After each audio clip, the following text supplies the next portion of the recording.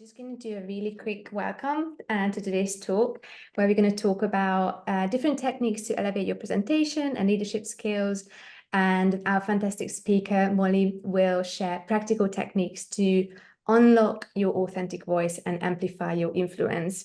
Molly is a London-based voice coach with a clientele including the BBC, Amazon, and other wonderful companies, and she's committed to unleashing vocal potential in her clients. So, ladies, please feel free to ask any questions in the chat box as well, or throughout the talk. But we'll make sure that we'll have a Q&A at the end. So, I hope you enjoy it, ladies. And Molly, over to you. Thank you, Christina. Yes, welcome everyone. It's lovely to connect with you. I'm just going to go ahead and share my screen. So my name's Molly, as said. I'm a voice and technically an accent coach as well, based in London. My background is all training actors. I work at a drama school called LAMDA, some of the parts of the year here in London.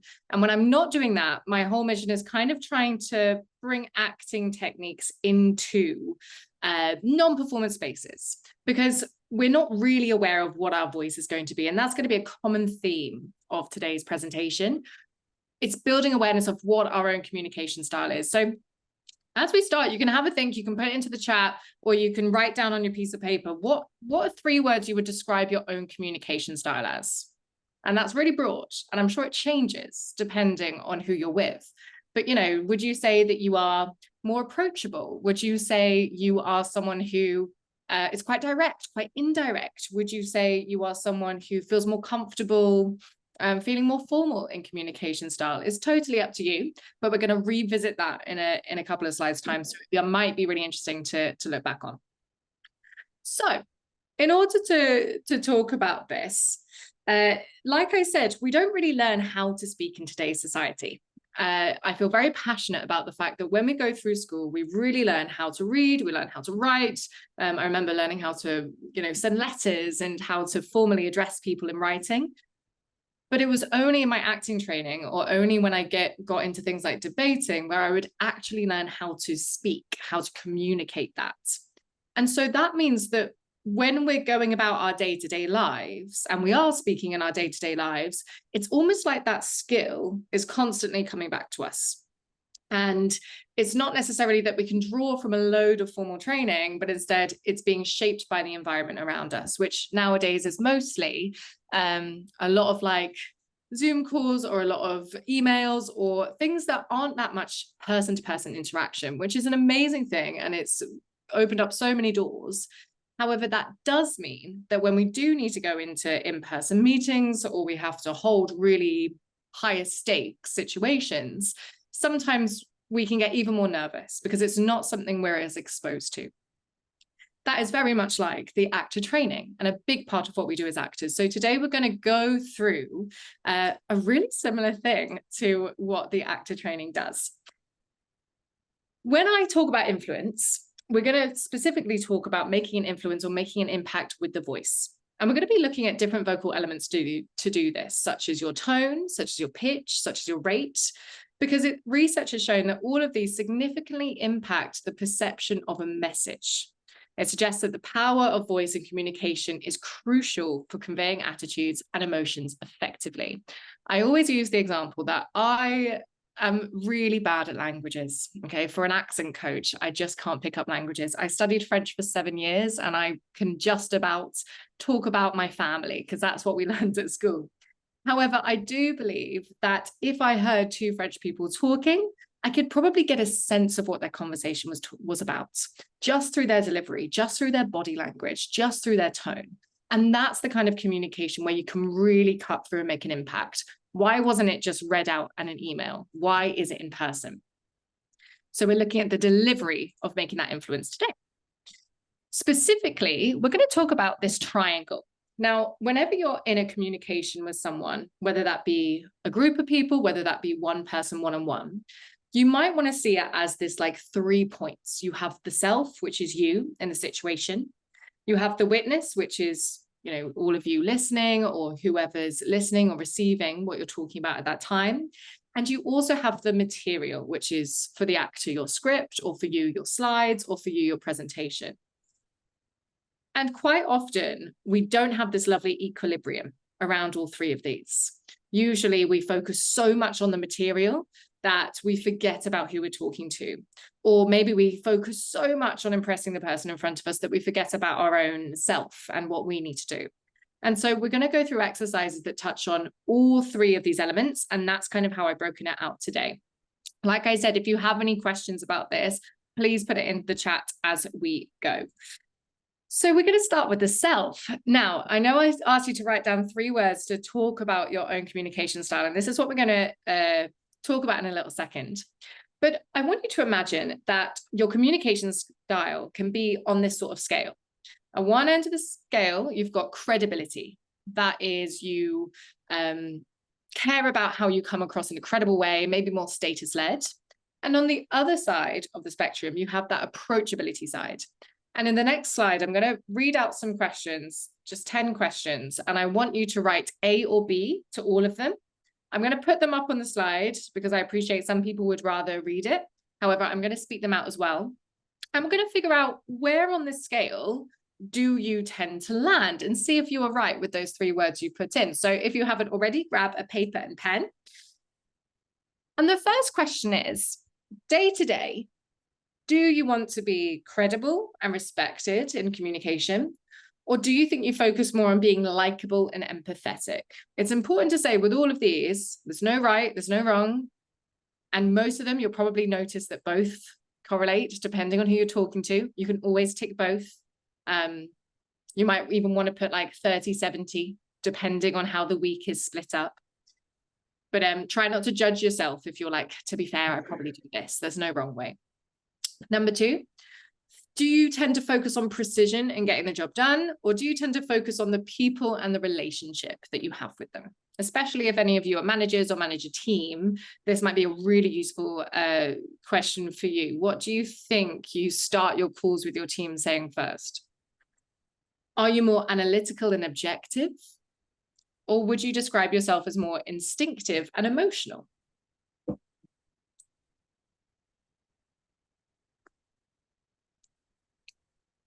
Would you say you tend to be quite formal in your style? Your body is quite upright and you own your space?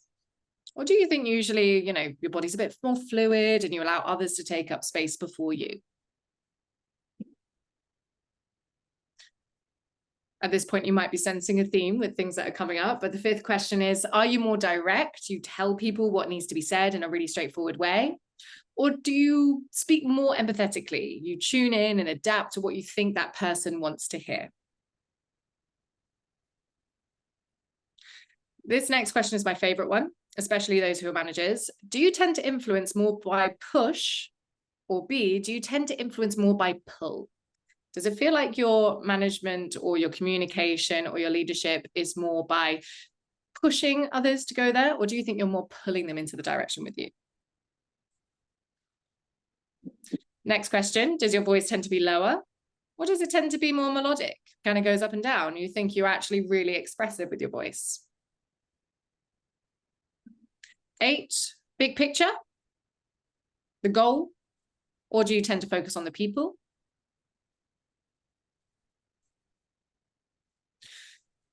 Number 9, do you feel more comfortable in formal situations where you can play that power? Or do you feel more comfortable in informal situations where you can build those relationships? Again, neither one is right, neither one is wrong.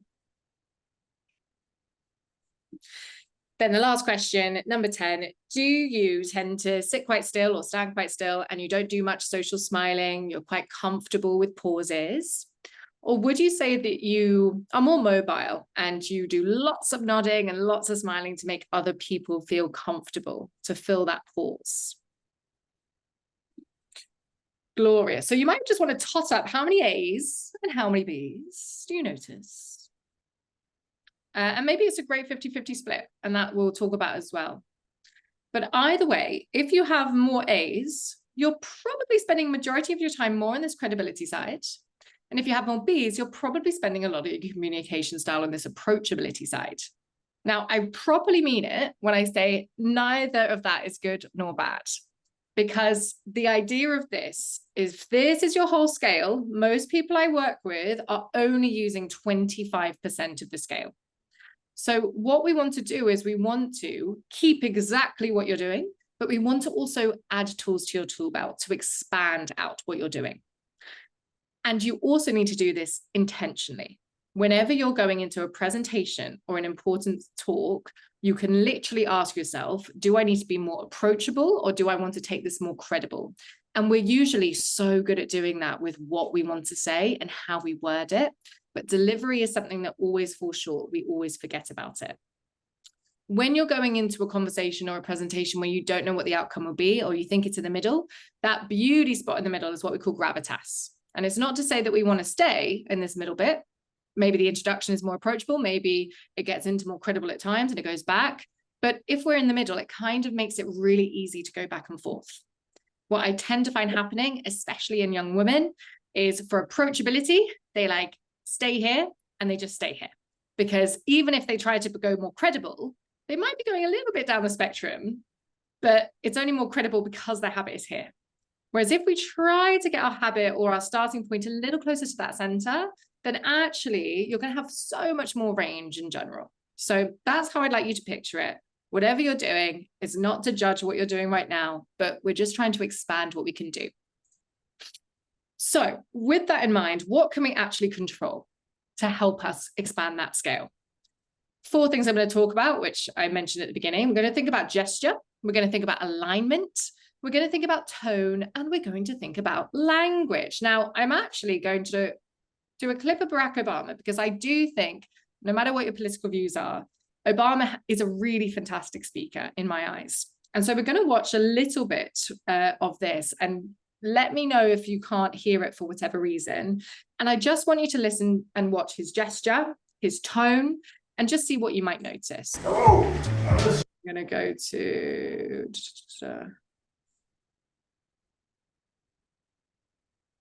yeah, let's go to here. For the broader society to say, well, we don't want to just leave that entirely to a private company. I think we need to at least know how you're making those decisions, what things you might be amplifying through your algorithm and what things you aren't. And, you know, it may be that what you're doing isn't illegal, but we should at least be able to know how some of these decisions are made. I think it's going to be that kind of process that takes place. What I don't agree with is the large tech platforms suggesting somehow that we want to be treated entirely as... Great. I'm going to play a little bit again. Specifically, we're going to talk about this idea of gesture and tone marrying each other. And that's going to be a common theme. What the body does, the voice does. You will notice that he emphasizes as his hands emphasize. If his hand stops, it's probably when he's thinking about what he's next going to say. Let's have another listen and see if you can catch that. Human trafficking. We have laws against certain kinds of speech that we deem to be really harmful to the public health and welfare. And the courts, when they evaluate that, they say, they come up with a whole bunch of time, place, manner restrictions that may be acceptable in some cases, aren't acceptable in others. So it's just really connected to his emphasis. And this is something that we forget when we're going into a presentation, that we already know what we're going to talk about. Usually if we're going from a script or if we're going from notes, we're in the head, we're remembering what we're saying, we're focusing on the script, and we're not bringing our body in. But I guarantee when you're actually in a comfortable place with your friends, chatting about this amazing story or this big promotion or something that was great at work, your hands are going to be involved with your voice. But for some reason, when we go into presentations, the biggest thing I see is we don't use it at all. So all of these next exercises are all about using the body and helping the voice through that. So if you're someone who knows you get stuck and approachable, like you're smiling and nodding all the way through everything, and you might want to just try seeing how it feels to deliver something with a more status-led approach, you're going to focus on gesturing with your palms facing down. This might sound really silly, but just give a go at saying the days of the week to yourself in your own space: Monday, Tuesday, Wednesday, Thursday, Friday, Saturday, Sunday. And then I want you to do the same thing, but gesture downwards. Monday, Tuesday, Wednesday, Thursday, Friday, Saturday, Sunday. Without thinking about it, my voice tends to lower. It feels like a little bit more sharper for me. And whenever politicians are bringing home a point, you might notice that they bring their hands down, because it's something that will literally bring your voice down. So that's the first thing you can think about. For more status, palms down. Second thing is think about grounding the feet. Usually when we're in that more approachable headspace, we are in our head voice. So thinking about grounding the feet, feel your feet rooted into the floor. And the ruler archetype is a real actor-based exercise where if you're someone who tends to collapse, when you're next sitting down, and you can practice this when listening to me and you can bring it into your presentations as you like, I want you to imagine, and I should explain that it's called the ruler archetype because we teach this to actors who are playing high status characters in films or theater. Because the thing about high status characters is, you know, they're a high status, not because they're acting all cocky, but because everyone else on set is reacting to them as if they are higher status to them. And so what we try to do with actors to avoid them being, okay, I'm the ruler, I'm the king, I'm going to go into this and rule it. Instead, we try to focus on how would it feel to know that people are going to respond to you in that way. And so the idea of this is you're going to imagine that as you sit here, there is a version of you to the right-hand side. So you are twice the width of what you actually are. How would you sit that way? How would you move? How would you stand up? You can also imagine that is mirrored on the other side. So suddenly I'm imagining as I'm talking to you now, there are 3 of me in a row. And that immediately makes me go from this to suddenly, okay, there's 3 of us. We're shoulder to shoulder, we can do it. I then want you to think that there is another version of you rooted into the ground. So you are twice the height of usual. And then you can think about another version of you being up here. So it's kind of like this shield of yous. Almost like I like to imagine, you know, when you used to cut a paper and you used to unfold it and it would be like people holding hands. That's what I like to imagine here. And if you walk into a space, if you walk into a door, if you leave space around the people who are around you, as if there is this whole shield of you around, you will immediately feel yourself feeling a lot more ease with taking up space rather than if you were just trying to like fake it till you make it. There is a power in power poses. However, the idea of power poses, I think to me feels a bit too forced, a bit too effortful. Whereas when we just imagine that we are 3 times the width, 3 times the height, it feels a bit more subtle and it feels a bit more truthful, in my opinion, but you know what works for you. Third tip for more status-led is sitting back into the spine or the backward circle.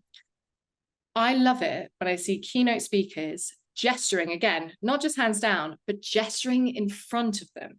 Sometimes when we are in a high stakes situation, we really want to impress our audience. When we want to impress our audience, we lean forwards, our head comes forward. Next time you're on a call, I want you to set up your phone camera to the literally right angled and just watch your alignment. And you might notice this is happening all the time. The thing about this is our breath is going to shorten, our voice is going to come out scratchy, it's going to come out in that like vocal fry area, and it's just not going to be supported. So what I want you to do instead is think about that ruler archetype, sit back into the spine and gesture inwards. You don't need to fight for their attention when you're going into something and you want that credibility. They will come to you. It's almost like trusting that you are interesting enough. You don't need to fight for it. So thinking about that backward circle and sitting back into the spine. Another tip, and honestly, all of these do the same. So this is like your pick and mix. I'm giving you all of it and pick your favorites, but thinking about speaking from the back, almost imagining that, you know, the camera right now is not in front of me, it's behind me. And so I actually want to speak as if you're all listening behind me and I need to raise my voice ever so slightly, but I'm not pushing my voice outwards. I'm thinking about it going behind. That's a really good one if anyone struggles to project in a safe way. That's a really quick way of doing that. And then finally, if you're someone who loves a filler word, like, especially when answering questions, one thing you can think about is when you finish your point, try to close your lips. Because when you close your lips, people will usually know that you're not done because you're still mid-sentence, but it causes you to slow down. And it literally means a sound is not going to escape from your mouth. So that's another quick tip. But again, as I said, all of them do really similar stuff. And on the other side of things, for more connection, we're kind of going to do the opposite. So if you want that more approachable side and you feel like you're just so stiff when you go into that meeting with that person, or if you're going into a presentation or a pitch and you know you want to charm, but you feel so nervous, and you know when you're nervous, you tighten up, try gesturing with your palms up. You know, if you try the days of the week again, from Monday, Tuesday, Wednesday, Monday, Tuesday, Wednesday, it suddenly feels a bit lighter. It's like I'm throwing something in the air. Similarly, when you're going into a meeting and you know you need to charm, remind yourself to focus on the relationship, not the task at first. That can be something that's just on the front of the mind. Small talk. How's the weather today? Yeah, it's boiling in London. All of that good stuff is really good. Third thing for this, vocal mirroring. This is the idea that when we want to connect to someone, we usually copy their body language. And you can also do that with their vocal mirroring. So if someone says, I'm okay, you might go, oh, that's great. What else have you done today? And you're just kind of following their vocal pattern. And it usually makes people feel a lot more heard than if you're not doing that. And the fourth thing, and again, this is a really, really nice one, is be fascinated. And this is the idea that everything you are saying, everything you're talking about in that idea is just absolutely fascinating. Even if this is the 5th time you've talked through this material, it's still fascinating. Even if you didn't write this deck and it was handed to you and everything's been a stress, if it's fascinating, then people will be fascinated. And it's just like pretty quick tips for acting, it feels like, but it's just a good reminder, because we all have those habits. And, you know, if you think about that scale, what is your habit when you feel comfortable versus your habit when you feel nervous? It really might change. I'm a waffler, for example. So for me, all of mine needs to go into like cutting the fillers. But I know people who really tighten up and who really feel stiff. And so this would be good for them as well. So that's all the self. That was the first point in our triangle, if you remember. Let's now talk about the material. And we are going to talk about how we keep it all together. But let's discuss our material. Now, sometimes you're not going to have total control on what your material is. However, even if you haven't written it, we're going to go off the basis with these exercises that there is a script or there is notes, whether you've written them or not. How can we then start to deliver this in a cool way? So 3 steps to this. We're going to find our why. We're going to what's called unit and chunk it up. And then we're going to action it. So why means you're finding your overall objective. So if you cast your mind back to a meeting you're leading or a presentation you're about to give or a presentation you've given in the last week, take a second to ask yourself, okay, what did I want from that? And if you like, you can write that down just to give yourself an example to look back on the notes. What did I want? So for example, from this presentation, I could say, I want you all to feel empowered by the end. I want to empower my audience. Or maybe yours is a bit more wordy and yours is, I want them to take away the idea that they can be self-aware and enjoy speaking and feel like they can go into an audience. And that's great. If yours is more wordy, try to be strict with yourself. And can you fit it into 2 words? To something. So I'm going to squeeze mine into to empower. Do you want to excite? Do you want to motivate? Do you want to convince? And I know it's probably going to be 5 million different ones, but try to think of a word, a juicy word that you like as your overall one.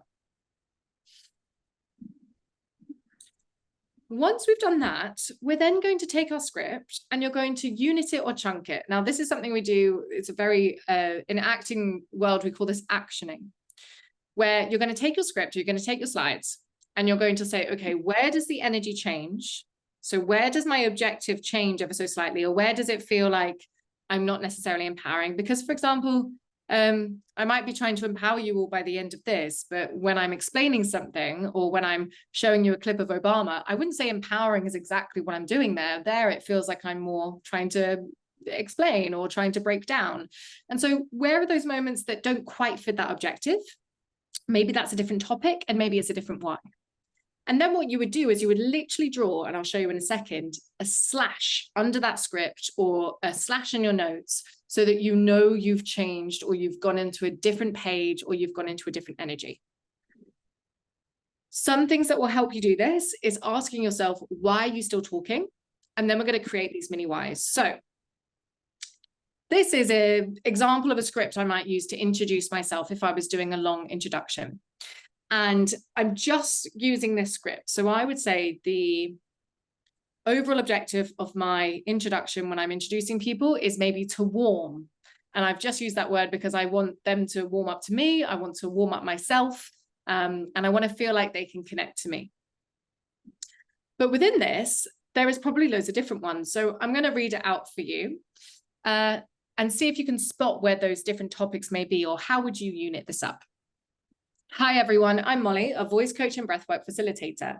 I trained as an actor and later completed a master's in voice and accent coaching. I still work with actors, teach at LAMDA, and collaborate with production companies like the BBC.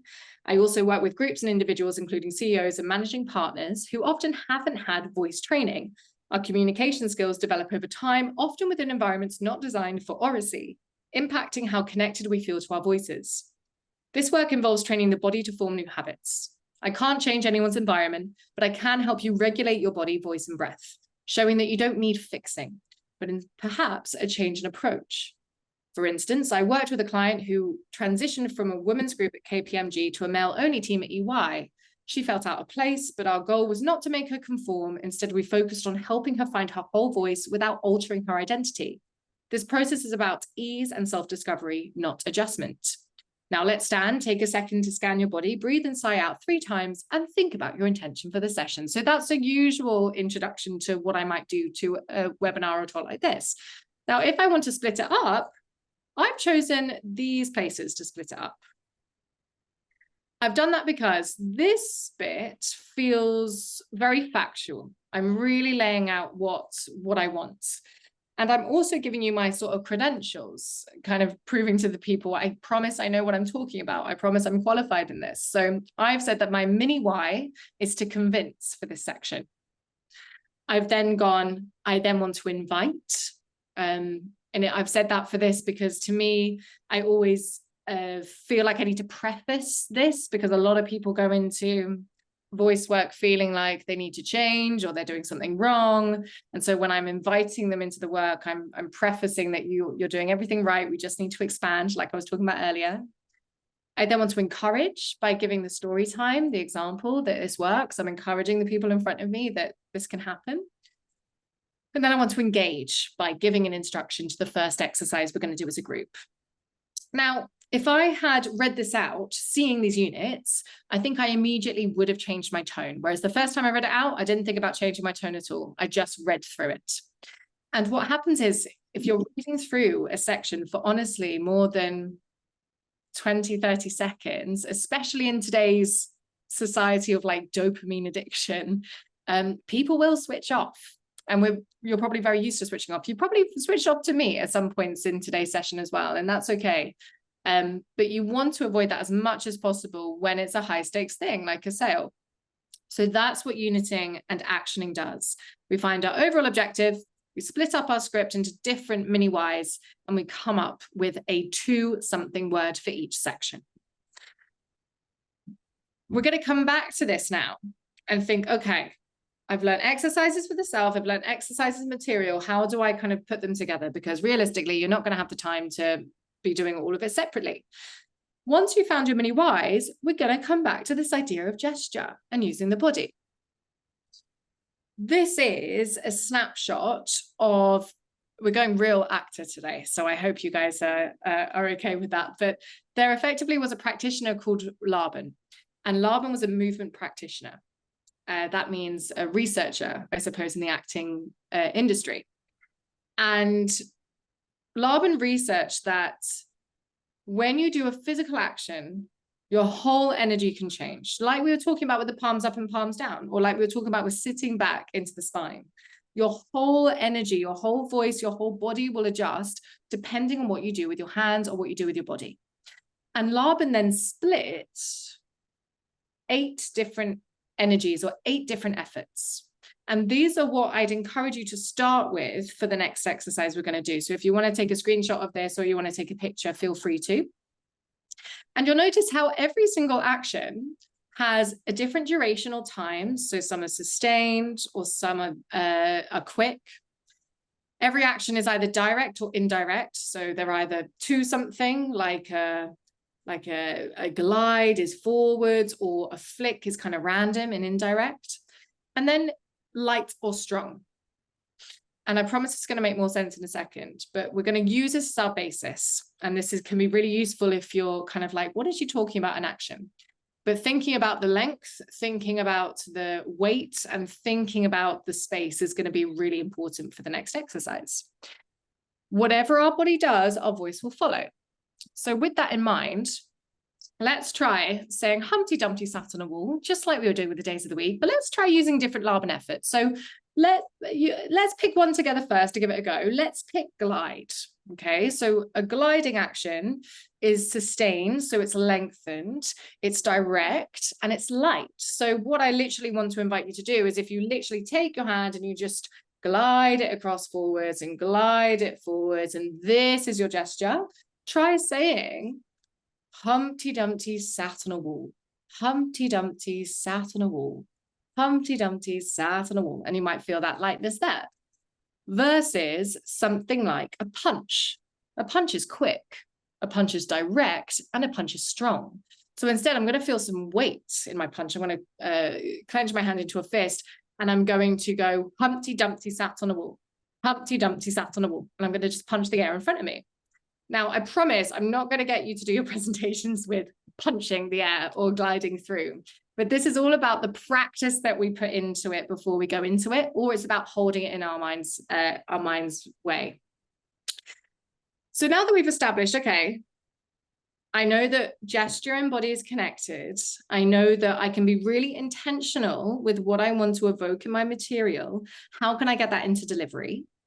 You're going to go back to your lovely united script, and you're going to try to match an action or an effort with your objective. So I've done this already, but I'm going to talk you through how I've chosen what I've chosen. To convince, what I'm going to do is I'm going to say, okay, I want to convince them. How does convince feel to me? How do I feel when I'm convinced by something? It feels kind of heavy, and it feels direct, and it feels long. So I'm going to go for a pressing motion, a convincing. It almost feels like I'm kneading something into someone when I want to convince them. So I'm going to think that's a press style. Second one, to invite, it feels lighter immediately. It still feels direct, like I want to invite this person, not just random people, but it still feels really a much lighter motion. So I'm going to dab, or you can think about this as like a dartboard maybe. To encourage, suddenly feels still quite light, but maybe a bit quicker. Like maybe a bit, up there, and maybe a bit more bouncy, or maybe you can think about a flick for this is what I've picked. And then engage feels a bit more direct, a bit heavier, and it feels like a ring to me. And so what I'm going to do is, now that I've just chosen these, and they don't have to be perfect, you've got to try it out, see how it feels, and go back to it. I'm now going to read it through, but gesture a little bit like this, and just imagine my voice is pressing, my voice is dabbing, my voice is flicking, and my voice is ringing, and see if you can hear a difference this time to the first time I read it through. So, hi everyone, I'm Molly, a voice coach and breathwork facilitator. I trained as an actor and later completed a master's in voice and accent coaching. I still work with actors, teach at LAMDA, and collaborate with production companies like the BBC. I also work with groups and individuals, including CEOs and managing partners who often haven't had voice training. Our communication skills develop over time, often within environments not designed for oracy, impacting how connected we feel to our voices. This work involves training the body to form new habits. I can't change anyone's environment, but I can help you regulate your body, voice, and breath, showing that you don't need fixing, but perhaps a change in approach. For instance, I work with a client who transitioned from a women's group at KPMG to a male-only team at EY. She felt out of place, but our goal was not to make her conform. Instead, we focused on helping her find her whole voice without altering her identity. This process is about ease and self-discovery, not adjustment. Now, let's stand, take a second to scan your body, breathe in and sigh out 3 times and think about your intention for the session. So I don't know if you could hear or feel a tone shift, but I definitely felt one. And if anything, this was so much more enjoyable for me to read out because I was suddenly intentional about what I'm doing. If you're intentional about what you're doing, I promise you will feel so much more confident about it. You will feel a lot more satisfied by it, and people will pick up on that confidence already. So that is literally what some actors do this on every single line they ever say. They will do exactly this. So you're all getting a masterclass for getting an Oscar. We will talk about how to shorten that, because ultimately I realize you're not going to have time to do all of this when it comes to it. The more you do it, the quicker it will be and the more instinctive it's going to be. So what I always encourage people is pick 2 presentations a quarter and just say, okay, that's one I really need to nail, or that's one I really need to go for. See what happens if you just spend a little bit more time. It could be half an hour, just going, okay, I'm going to quickly unit and I'm going to think, okay, this first slide, I want to do this. Second slide, I want to do this. At this mark, when I talk about the money, I'm just going to think about pressing through instead, because I know I tend to be too approachable with that. Or I'm going to specifically think about gesturing with my palms down when I talk about the prices, whatever it is, and try to intentionally do that. Listen back to yourself and listen back to recordings of yourself. You should always be recording yourself if you're not already. Try to voice record yourself in meetings and listen back. I know it's going to be half of your worst nightmares, but do it. I promise it's worth it. And see the difference when you do this versus not. After 3 months or so of really giving it a go, or 3-4 times, it will start to become a lot more instinctive. And you can, use this as much as you like. But the last factor of our triangle to factor in is, of course, the witness. Now, this is probably something that you're all doing to your own capacity already, and I'm not going to spend too much time on this, but we're going to talk about what's called cold or warm audiences. My partner's mother was a journalist for the BBC, and she is a bit of a dragon lady because of that, because she was so used to picking up the phone and just having to absolutely nail someone down until they gave her some sort of story or gave her some sort of fact or something. And she would spend her life doing this, and she loved it. And she'd always talk about the idea that she has gotten so used to cold audiences, which is the idea that she's picking up the phone and she's speaking to someone who probably doesn't want to be bothered, who doesn't want to give this journalist on the other end of the phone any details about what they saw last night or whatever. So asking yourself before you go into a meeting, are they cold or are they warm, is one of the first things I want you to think about when you go into a presentation. And we can actually adjust our communication style when we think about this. So if you know you have a cold audience, you might feel more comfortable leaning into more credible ways of speaking. Because if someone is cold, then usually we want to make them really like us even more, which means that we tend to really love this side of the scale. So what I want you to do is, if you're going into an audience, which honestly is quite rare for most people, when you know that they don't want you to succeed for whatever reason, or you might be bothering them, maybe you are a cold caller on sales, try to balance it with credibility. Try to see if that will help. And then what you can do to that is you can think about specifically quite light actions, so like gliding, or you can think about something that's pressing, sorry, not light, but direct actions like gliding, pressing, and ringing. Or if you have a warmer audience, maybe you bounce off their approachability and you go with this. Always we want a bit of a scale, but it's just something to bear in mind. And if you have that warmth, for me, floating and flicking are really warm ways of speaking. So that's something to bear in mind as well. But ultimately, that is the equilibrium that we're looking at. And it all comes down to the scale of, okay, how can I be intentional about my approach, or how can I be intentional about my delivery? I know I can control my gesture, and I know my gesture can control my voice. So if I can control that, and if I can pair it with who am I speaking to and what material am I going to be focusing on, and I can be intentional about where I'm placing that slide or where I'm placing that note, then that will massively elevate your communication skills, even if it's just for yourself and feeling like you are more intentional about it. This is the biggie that I always give people. And I realize I've thrown like the kitchen sink at you for the last 43 minutes. So like I said, I'm going to go to questions in a minute. But with all of this, you have to take it sincerely, not seriously. If you take these gestures really seriously, then it's just going to feel silly, and it's not going to, you know, it's not going to gel with you.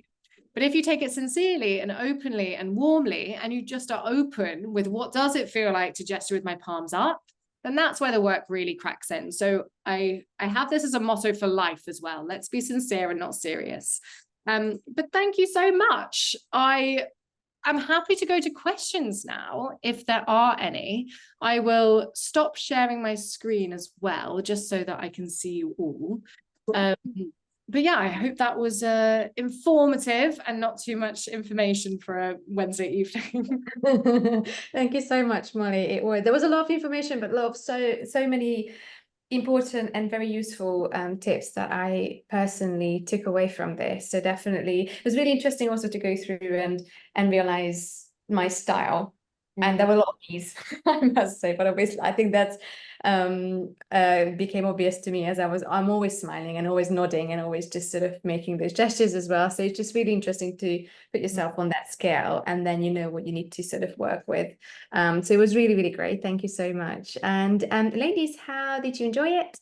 Do you have any questions at all that you would like to ask, or anything you would like to share? Yeah, I mean, that was great. Thank you, Molly. I think, you know, analysing your style, you sort of said everything that I did. I wrote down can be waffly as well. So that was when you said about taking a pause, that was brilliant. I mean, how do you deal with like curveballs? So like maybe, I guess it probably is just taking a pause, but if the conversation isn't going the way that you want, or maybe they throw a curveball in and everything sends you off plan, how do you deal with that? Really good question. So this is talking about maybe post-presentation with questions or just conversational things. Do you mean in a professional setting specifically? Yeah, so if I was having like a meeting with a client and I'm like, right, I'm going to go in, I know what I'm going to say, here's my pitch. And then they ask me a question and I'm like, oh God, I don't know. Or maybe I do know, but in the moment I've panicked. How would you deal with that? I guess it's just taking a pause and composure. Well, yeah, and you know, you say that as if it sounds so simple, and I suppose it does sound simple, but it's really hard to do that.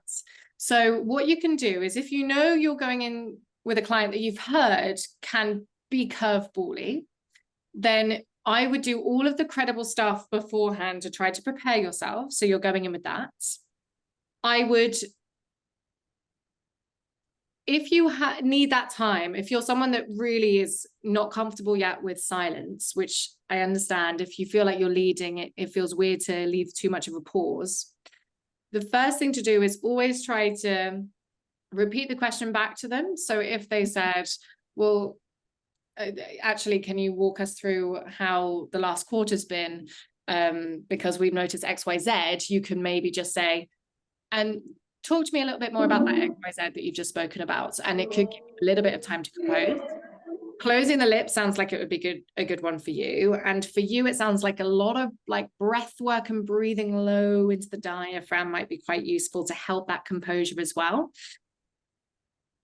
What you could also do is, if it is your meeting, if you are leading it, you can always say, that's a really great point. I'm just going to come back to that right at the end of the presentation. Could you remind me that? I'm going to come to that in 5 minutes. And it's just taking that reins over. You can even state at the beginning of the meeting, guys, just for time's sake, because I know that we've got a hard stop today, I'd just like to run through all of the slides I've got right now. And then in the last 5 minutes, I'm going to go through whatever questions you may have. But so just sort of write down anything like that. And stating that right at the beginning means that these are your reins you've got. So it's almost like grabbing the opportunity. It's hard because a conversation is really a two-way street. But when you're presenting, it's a conversation, but you don't really want them to verbally respond to that conversation. You want them to physically be there, right? So it's okay to state that right at the beginning, but it's hard to do. It's really hard to do. Does that kind of answer your question? Yeah, no, it does, because I worry, losing that credibility by panicking and waffling and pausing. But as you said, repeating a question back to them just gives you a bit of thinking space and a bit of breathing time as well, rather than getting caught up in the moment. But yeah, that's really helpful. Thank you. Yeah, no, you're welcome. And also, someone told me this when I was doing my master's in coaching, and it's really stayed with me, which is like, you don't have to know everything right then on the spot. And I think that's really easy to forget, that just because you know your industry really well, the material you've prepared really well, doesn't mean that, you're not a mind reader. You don't know exactly what they're going to come up. So if it does come to that last 5 minutes and they ask you a question and you have to say, do you know what, I'm going to be fascinated. And I'm going to say, that's a really fascinating question. Let me go away, write that up and get back to you on an email by the end of the day with that, if that's okay. And I'm just going to confer with my colleague. That's okay. You have not failed. You have not lost any credibility by doing that. In fact, I think you've just shown that you're confident enough in your ability that you can afford to take your time and answer it properly. So remind yourself that it's okay to not know everything. Like I promise you'll still be credible, unless it's something that they really expect you to know and you should know. That worked good. In that case, maybe ask to the end. Thank you. No worries. Really good question, Lauren. Thank you. And Emma was just saying, really interesting and useful session. Thank you so much, Molly. So that's nice. Anyone else has any questions or anything you would like to share?